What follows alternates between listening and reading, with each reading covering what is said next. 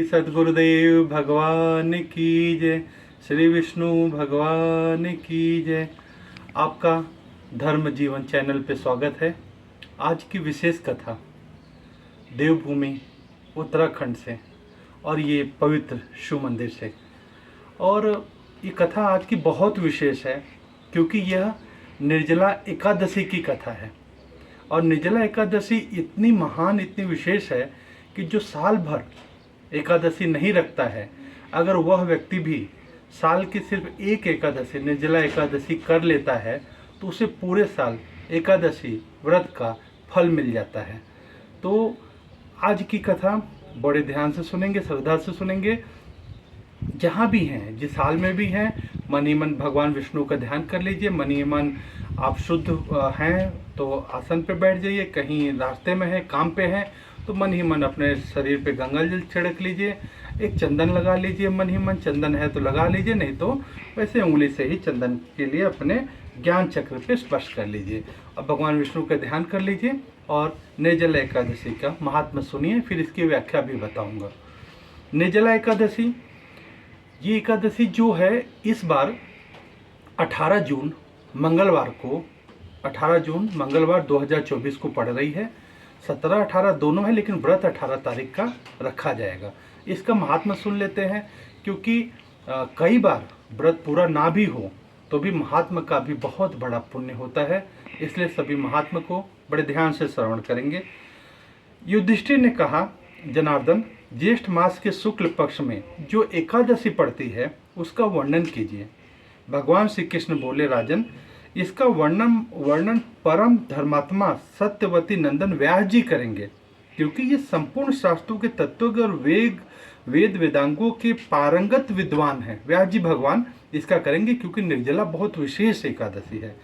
तब वेद व्यास जी कहने लगे कि दोनों पक्षों के एकादशी के दिन भोजन नहीं करना चाहिए लोगों को। द्वादशी के दिन स्नान आदि से पवित्र हो, फूल से भगवान केशव की पूजा करें, फिर नित्य कर्म समाप्त होने के पश्चात पहले ब्राह्मण को भोजन देकर अंत में स्वयं भोजन करें। राजन, जनाना शौच और मरना शौच में भी एकादशी को भोजन नहीं करना चाहिए।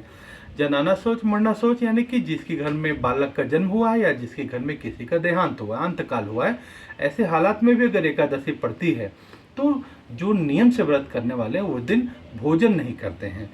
यह सुनकर वहाँ पे सभी बैठे थे। यह सुनकर भीमसेन बोले कि परम बुद्धिमान पितामह, मेरी उत्तम बात सुन लीजिए। राजा युधिष्ठिर, माता कुंती, द्रौपदी, अर्जुन, नकुल और सहदेव, ये लोग कभी एकादशी को भोजन नहीं करते और मुझसे भी हमेशा ये कहते, भीमसेन, तुम भी एकादशी को न खाया करो। किंतु मैं उन लोगों से यही कहता हूँ कि मुझसे भूख नहीं सही जाएगी। और ऐसा ही कई लोगों का रहता है कि कैसे बिना पानी के, बिना अन्न के हम रह पाएंगे। अब भीम के साथ में भी ये बात आई तो भीमसेन की बात सुनकर व्यास जी ने कहा, यदि तुम्हें स्वर्गलोक की प्राप्ति अभिष्ट है और नरक में जाना दूषित समझते हो, मतलब नरक नहीं जाना चाहते हो, तो दोनों पक्षों के एकादशी के दिन भोजन नहीं करना चाहिए। भीमसेन बोले, महाबुद्धिमान पितामह, मैं आपके सामने एक सच्ची बात कहता हूँ। मैं एक बार भोजन करके भी मुझसे व्रत नहीं किया जा सकता है, फिर उपवास करके तो मैं रह ही कैसे सकता हूँ। मेरे पेट में, उदर में एक अग्नि जलती रहती है, उसका नाम वृक्क अग्नि है। जो भीम को बहुत ज़्यादा भूख लगती थी, भोजन पच जाता था, उसमें वृक्क अग्नि उनके पेट में हमेशा जलती रहती थी। तो भीमसेन ने कहा, अतः जब मैं बहुत अधिक खाता हूँ तभी ये शांत होती है। इसलिए महामुने, मैं वर्ष भर में केवल एक ही उपवास कर सकता हूँ जिससे स्वर्ग की प्राप्ति सुलभ हो तथा जिसके करने से मैं कल्याण का भागी हो सकूं। ऐसा कोई एक व्रत निश्चय करके बताइए, मैं उसका यथोचित रूप से पालन करूंगा।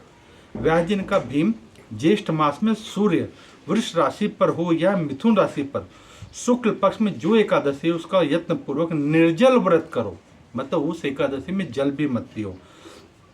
केवल कुल्ला या आचमन करने के लिए मुख में जल डाल सकते हो, उसको छोड़कर किसी प्रकार का जल विद्वान पुरुष मुख में न डाले, अन्यथा व्रत भंग हो जाता है। निर्जला है तो जल का मुंह में कर गया तो जिह्वा से, लार से शरीर में जा सकता है, इसलिए किसी प्रकार का जल का सेवन करने से विद्वान पुरुष को बचना चाहिए। एकादशी को सूर्योदय से लेकर ध्यान रखिएगा, निर्जला एकादशी जिस दिन लग रही है उस दिन सूर्योदय से लेकर के दूसरे दिन सूर्योदय तक मनुष्य जल का त्याग करे तो यह व्रत पूर्ण होता है। उसके बाद द्वादशी को प्रभात काल में स्नान करके ब्राह्मणों को विधि पूर्वक जल स्वर्ण दान करें। इस प्रकार सब कार्य पूरा करके जितेंद्र पुरुष ब्राह्मणों के साथ भोजन करें। वर्ष भर में जितनी एकादशी होती है, ध्यान से सुनिएगा, पूरे वर्ष में जितनी एकादशी होती है उन सब का फल निर्जला एकादशी के सेवन से मनुष्य प्राप्त कर लेता है। इसमें तनिक भी संदेह नहीं है। शंख चक्र और गदा धारण करने वाले भगवान केशव ने मुझसे कहा था, यदि मानव सबको छोड़कर एकमात्र मेरी शरण में आ जाए और एकादशी निराहार रहे तो वह सब पापों से छूट जाता है। एकादशी व्रत करने वाले पुरुष के पास विशालकाय, विकराल आकृति और काले रंग वाले दंड पाशधारी भयंकर यमदूत नहीं आते हैं। अंत काल में पीताम्बरधारी, सौम्य स्वभाव वाले, हाथ में सुदर्शन धारण करने वाले और मन के समान वेगशाली विष्णु दूत आखिर इस वैष्णव पुरुष को भगवान विष्णु के धाम ले जाते। किसको? जो एकादशी श्रद्धा भाव से करता है। अतः निर्जला एकादशी को पूर्ण यत्न करके उपवास और श्रीहरि का पूजन करें।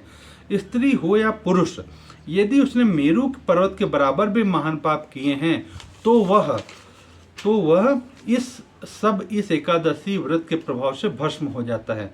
जो मनुष्य उस दिन जल के नियम का पालन करता है और पुण्य का भागी होता है, उसके एक एक प्रहर में कोटि कोटि स्वर्ण दान का फल प्राप्त होता है। एक एक प्रहर माने 4-4 घंटे का जो आपका एक एक प्रहर जो है, वो प्रहर अगर आपने बिना जल का दान रह लिए हैं आप, प्रहर है 3 घंटे का, तो उसमें आपको कोटि सोना दान किया। मतलब इतना शरीर को आपने थाम लिया बिना जल के भी इस गर्मी में, तो आप करोड़ों स्वर्ण मुद्रा दान करने का पुण्य प्राप्त कर लेते हैं।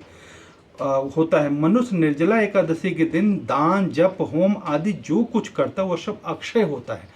मतलब उसका कभी उसके पुण्य का क्षय नहीं होता है।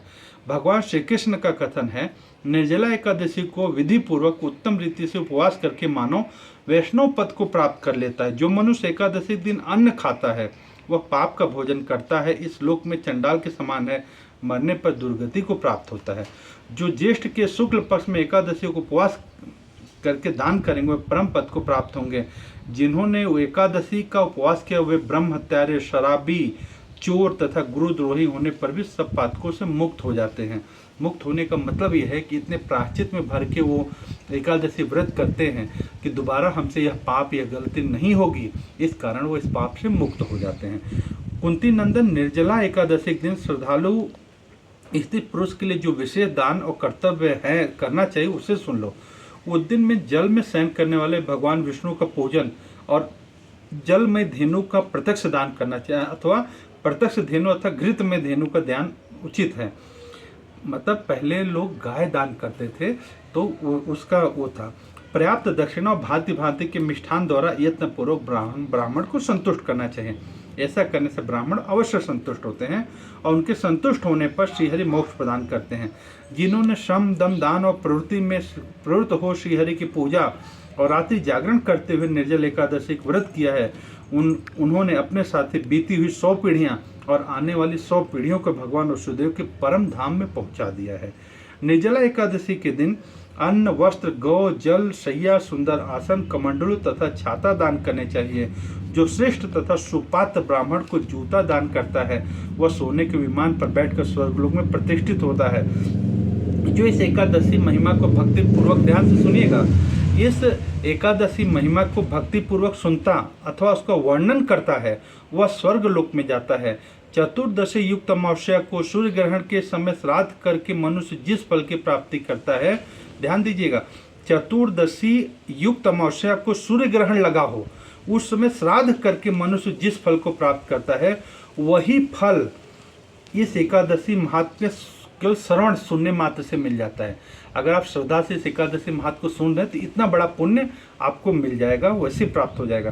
पहले दंत धावन करके यह नियम लेना चाहिए कि मैं भगवान केशव की प्रसन्नता के लिए एकादशी को निराहार रहकर आचमन के सिवाय दूसरे जल का भी त्याग करूंगा। द्वादशी को देव देवेश्वर भगवान विष्णु का पूजन करना चाहिए। गंध, धूप, पुष्प और सुंदर वस्त्र से विधि पूर्वक पूजन करके जल के घड़े का दान संकल्प करते हुए निम्नलिखित मंत्र का उच्चारण करें।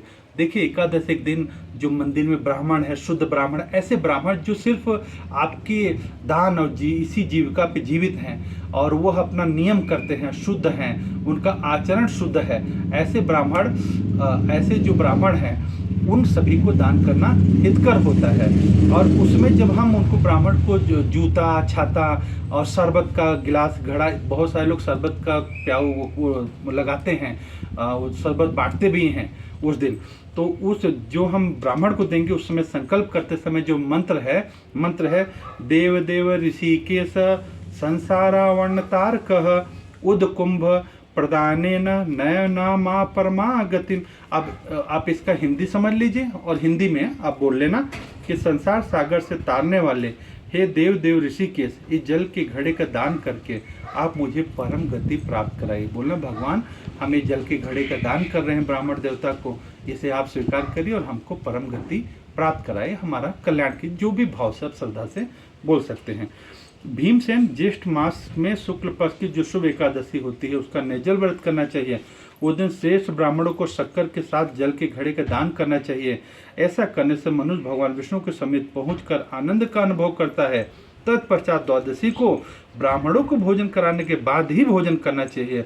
जो इस प्रकार पूर्ण रूप से पाप नाशनी एकादशी का व्रत करता है वह सब पापों से मुक्त हो अनामय पद को प्राप्त होता है। यह सुनकर भीमसेन ने भी शुभ एकादशी का व्रत आरंभ कर दिया। तब से यह लोक में पांडव द्वादशी के नाम से विख्यात हुई। इसको कई लोग भीमसेनी एकादशी भी कहते हैं, निर्जला भी कहते हैं।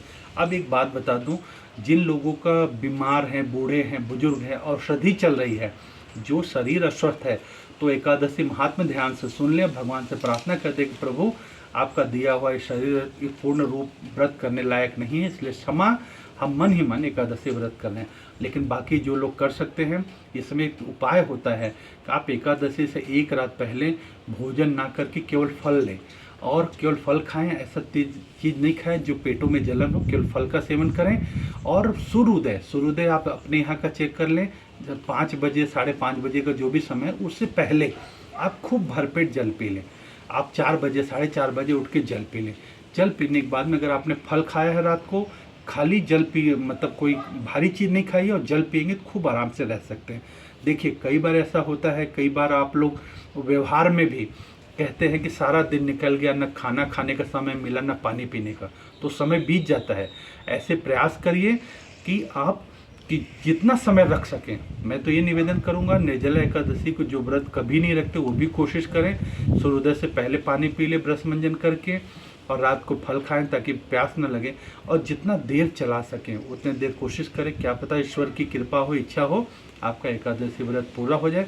और जब तक एकादशी चलती रहे, जब जब आपको याद आए, ओम नमो भगवते वासुदेवाय का जप करते रहें। और इसका पारण दूसरे दिन, मतलब 19 तारीख को बुधवार होगा, 19 को 18 को व्रत रखेंगे। 19 को सूर्योदय से लेकर 7 बजे 7:15 के बीच में ही, सूर्योदय होने के बाद आप अपना ब्राह्मण देवता को दान वगैरह करके, जो भी है भगवान को अर्घ देके, सूर्य भगवान को अर्घ देके, अपना जल लेकर के, और खाली पेट रखने के बाद में भारी चीज़ नहीं, प्रयास करेंगे जैसे मूंग की खिचड़ी, दलिया, कोई पतली चीज़ ही खाएं, तुरंत गरिष्ठ भारी भोजन नहीं करें। और मेरी तो भगवान से, भगवान विष्णु से, भगवान शिव से यही प्रार्थना है कि यह एकादशी सबके लिए मंगलमय हो, सबका कल्याण हो, और ये एकादशी सबकी पूरी हो सके, ऐसी मंगल कामना सभी के लिए। हरि ओम।